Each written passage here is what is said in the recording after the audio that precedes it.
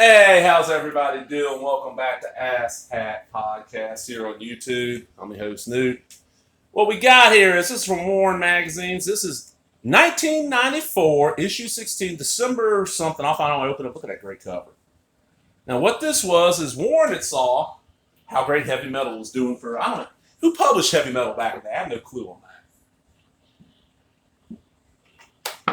that. So they wanted their own book like that, sci-fi, written for adults. And the big difference is this was a little cheaper, but 95 because this is black and white on newsprint. And look at that. Let's see. What year is this?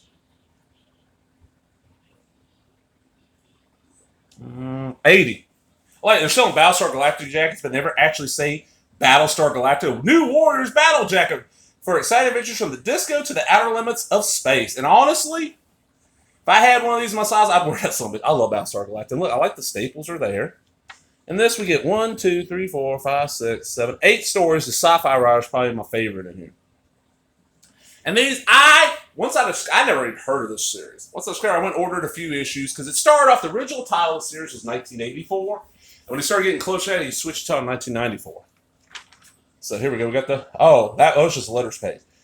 Okay, this is a Kevin Duane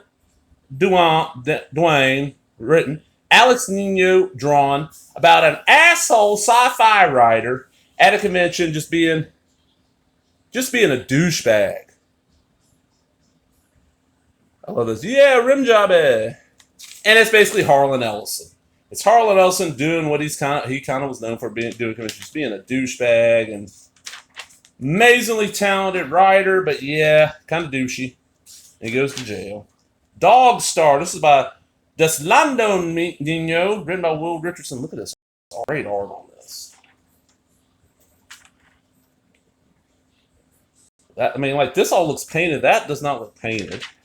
And we got Agony, which is an adaptation of a passage from the Stellar Diaries by Stanislaw Lem. So this is author and illustrator Carlos Jimenez. Really highly detailed art. And this, nowadays, it's getting a better rep. When this was coming out, it was like the poor man's heavy metal, It was heavy metal for sleaze things, It was just considered not as good as heavy metal. Nowadays, people realize, okay, it's not as bad as people made it out to. It's not amazing, but it's still pretty decent. And these issues are going up in price. I probably paid about $5 for this one. All right, here we go. The Day After Doomsday, written by John Ellis Sack, illustrated by Luis Bermeo.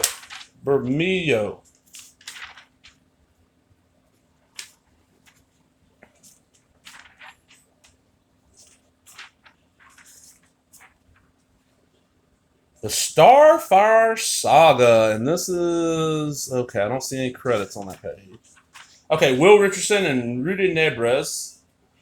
And, there was a lot of sex. Look at this whole page here. There was a little nudity because you could get away with it. That's the thing about these magazine-sized comics. They're technically not a comic. They didn't follow the comic code authorities. They could do whatever the hell they wanted. And, sometimes some of these pushed it a little far.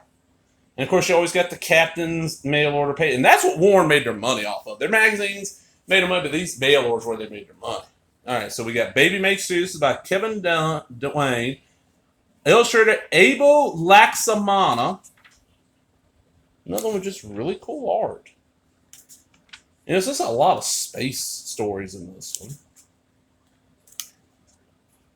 Fruit of the Grape by Kevin Duane. Art by Alex Nino. And that's another thing. Warren had a lot of Filipino artists working for him. They got the connection. I don't know who, barely Alex Nino got it. Because the Filipino artists would work cheaper and did good art. And then we got new full color art books. You got Amber Star, Empire Neverwhere, Not the New Game in Dune. I have this Alien. Barlow's got the Extraterrestrials. Some more books. A Richard Corbin poster, Flash Gordon. So just great stuff. Back issues. And then back then, the first issue they wanted $4, which was double cover price. And of course, we got our Star Wars stuff, And that back cover. Panther and Empire Encounters comics.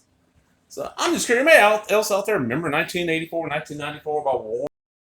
The creepy and Eerie's remember, Vampirellas remember. This is just kind of forgotten. And I've never seen reprints like Vampirella's getting reprint, Creepy and Eerie getting reprint about the Dark Horse, but 1984, 1984 is kind of like the one that nobody wants that. And they do. People want I want it.